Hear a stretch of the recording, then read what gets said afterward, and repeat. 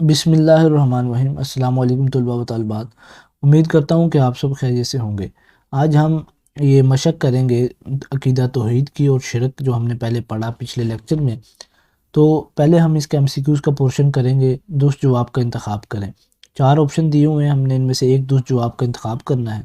تو پہلا ہمارے پاس جو سوال ہے وہ یہ ہے کہ توحید کا لغوی معنی کیا ہے؟ تو توحید کا لغوی معنی تو ہے کہ ایک ماننا، ٹھیک ہے، اس کا یہ کریکٹ آنسر ہے۔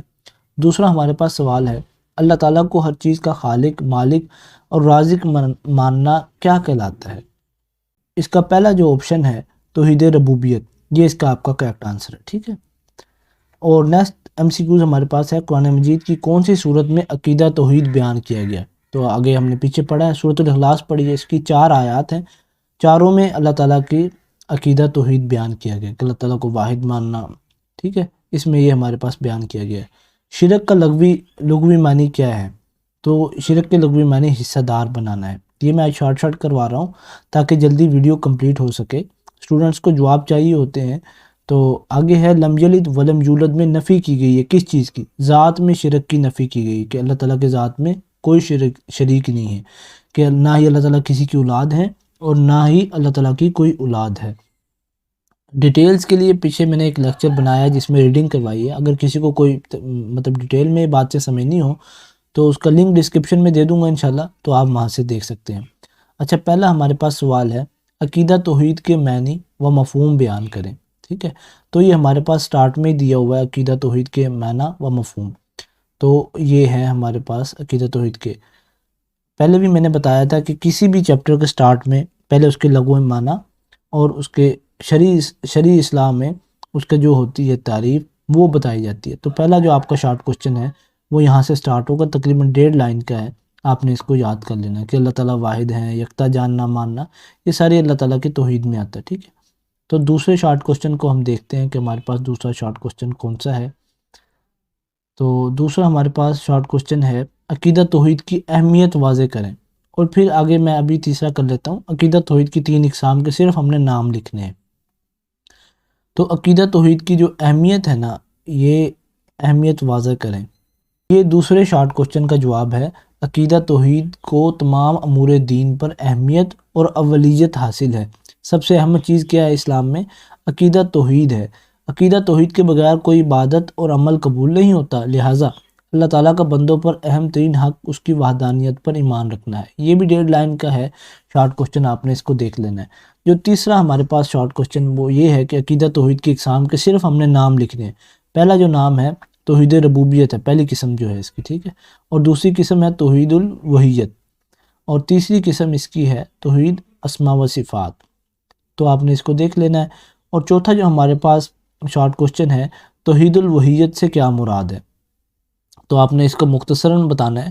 تو اس کی بھی 1.5 لائن، آپ کا جو شارٹ کوسچن ہوتا ہے 2 نمبر کا ہوتا ہے پیپر میں، تو آپ نے 2 یا 3 لائنوں میں اس کو پورا کرنا ہوتا ہے۔ زیادہ اگر ڈیٹیل میں جائیں گے تو چیکنگ کرنے والے نے کراس لگا کے چلا جانا ہے کہ پتہ نہیں اس نے کیا لکھا ہے۔ تو مختصر اور جامع جواب ہونا چاہیے ہمارا صحیح جو لکھا ہو پیپر میں۔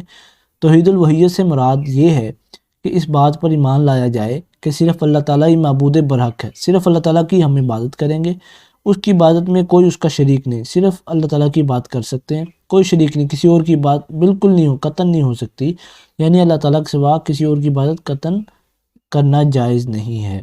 تو یہ آپ کا چوتھا مختصر سوال ہے۔ پانچواں ہمارے پاس مختصر سوال ہے، شرک کا معنی و مفہوم بیان کریں۔ تو اس کا بھی شارٹ سا آنسر ہے بالکل ہی۔ تو جو شخص عقیدہ توحید پر ایمان نہیں رکھتا وہ شرک کا ارتکاب کرتا ہے۔ عقیدہ توحید کا انکار شرک ہے۔ تو شرک کے یہ ہمیں پتہ چل گیا کہ شرک کیا چیز ہے، اور آگے اس کی یہاں تعریف دی گئی ہے کہ شریعت کی اسلام میں ربوبیت، الوحیت اور اس کے اسماء و صفات میں کسی کو اللہ تعالیٰ کا شریک اور حصہ دار بنانا کیا کہلاتا ہے؟ شرک کہلاتا ہے۔ نیکسٹ ہمارا لانگ کوسچن پہلا جو ہمارے پاس ہے وہ یہ ہے کہ عقیدہ توحید کی اقسام بیان کریں۔ عقیدہ توحید کی اب ہم نے 3 اقسام پڑھی ہیں، تو یہ امپورٹنٹ، میں نے پہلے آپ کو ریڈنگ میں بھی بتایا تھا کہ یہ امپورٹنٹ ٹاپک ہے۔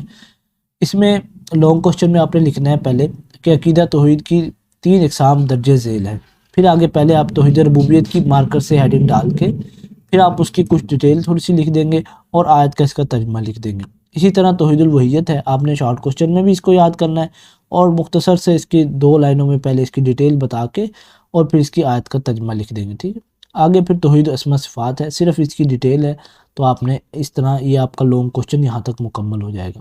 نیکسٹ ہمارے پاس لانگ کوسچن ہے کہ عقیدہ توحید کے اثرات تحریر کریں، کہ ہماری زندگی پر عقیدہ توحید کے کیا اثرات ہیں۔ تو یہ ہمیں 4-5 پہلے ہی پوائنٹ بنا کے دیے گئے ہیں۔ آپ نے جب بھی کوئی لانگ کوسچن لکھنا ہو تو پوائنٹس میں اس کو لکھیں گے تو زیادہ اچھا لگتا ہے، وہ خوبصورت بھی نظر آتا ہے اور چیکنگ کرنے والے کے لیے بھی آسانی ہوتی ہے۔ تو آپ نے یہاں لکھنا ہے کہ عقیدہ توحید کے اثرات مندرجہ ذیل ہیں۔ اس کی اتنی ویسے لکھنے کی ضرورت نہیں ہے، اگر لکھ لیں تو ٹھیک ہے۔ تو یہاں سے آپ نے 4 اثرات لکھ لینے ہیں۔ ایک یہ بھی آپ کا پوائنٹ ہو سکتا ہے کہ عقیدہ توحید انسانوں کے درمیان مساوات اور برابری پیدا کرتا ہے، یہ یہاں تک بھی ایک پوائنٹ ہو سکتا ہے۔ آپ نے اس کے 4 پوائنٹ انہوں نے بنائے ہوئے ہیں، اس کے بھی آپ 5-6 پوائنٹ بنا کر لکھیں گے تو انشاءاللہ تعالیٰ آپ کے پورے مارکس آئیں گے۔ تو امید کرتا ہوں کہ آپ کو یہ ہماری ویڈیو پسند آئی ہوگی۔ ہمارے چینل کو سبسکرائب کر دیں، ویڈیو کو لائک کر دیں اور اپنے دوستوں کو بھی بتائیں، تو اس سے انشاءاللہ تعالیٰ آپ کی کافی اچھی تیاری ہو جائے گی پیپروں میں۔